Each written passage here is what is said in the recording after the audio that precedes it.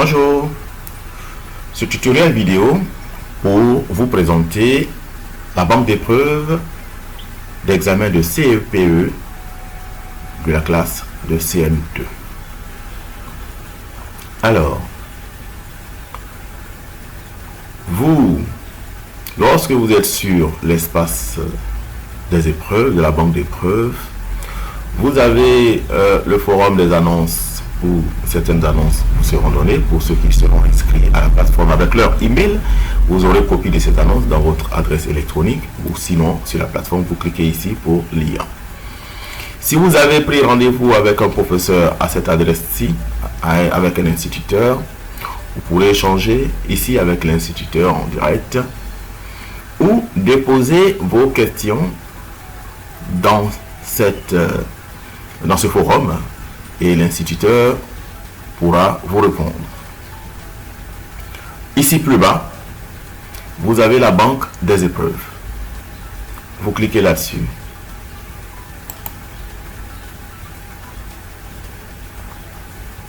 Et vous téléchargez une épreuve de CEPE. Nous avons ici CEPE 2013. Éveil au milieu. Ça c'est l'épreuve. Vous téléchargez, vous traitez au brouillon. Vous avez 2013 exploitation de texte. Vous téléchargez, vous traitez au brouillon. Vous avez mathématiques 2017. Vous téléchargez, vous traitez au brouillon. Pour télécharger, il suffit de cliquer sur télécharger dossier, vous téléchargez tous les dossiers, ou bien vous cliquez sur éveil au milieu, de cette sorte.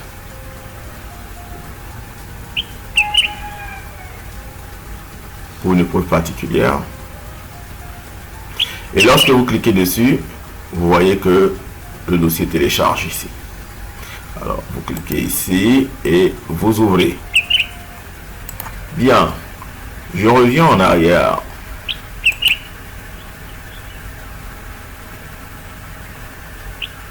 Alors, banque d'épreuves. Une fois que vous avez téléchargé et traité au brouillon, vous cliquez sur CEPE Soubré mathématiques. Si c'est l'épreuve de maths que vous avez fini de traiter. Vous avez toujours deux tentatives. Voilà, si vous avez déjà traité, vous traitez encore. Et vous disposez maintenant de 1 heure pour l'enseigner. Notez sur 50. Vous démarrez.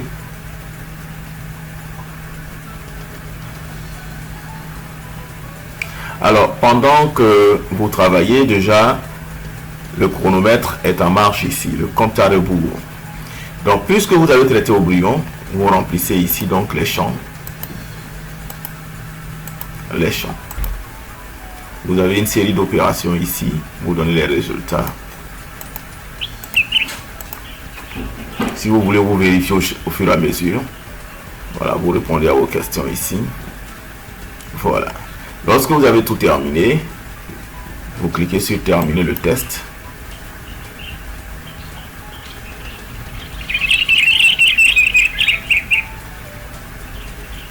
Tout envoyé est terminé.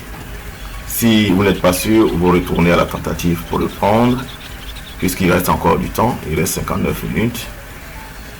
Si vous êtes sûr d'avoir tout fini, vous cliquez sur tout envoyé et terminé. On vous demande, est-ce que vous êtes vraiment sûr? Si vous êtes vraiment sûr, vous cliquez sur tout envoyer et terminer.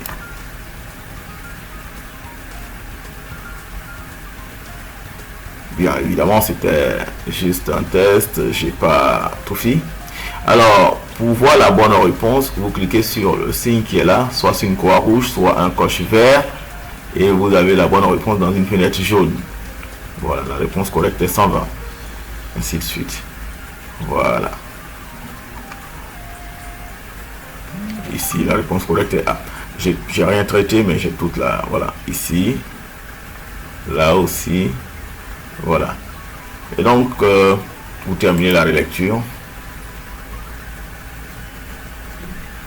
Et vous retournez à votre banque d'épreuves. Et lorsque vous avez fini mathématiques, vous avez la correction qui se découvre.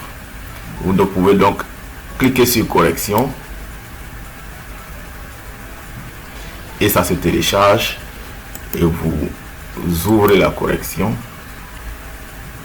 le corriger. Vous aurez donc le corriger que vous pouvez exploiter pour revoir vos démarches. Bien.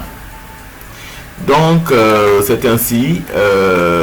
Tant que vous n'avez pas, par exemple, pour l'exploitation des tests, tant que vous n'avez pas renseigné les preuves chronométrées ici, après avoir traité au brouillon, vous n'avez pas accès à la correction. Vous voyez qu'on clique, ça ne donne rien.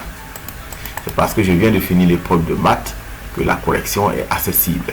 Donc chaque fois, vous prenez ici, je récapitule, vous prenez ici, télécharger l'épreuve, vous le traitez au brouillon, pardon, et vous venez là pour renseigner l'épreuve, n'est-ce pas, pour la correction automatique, et le corriger vous est découvert.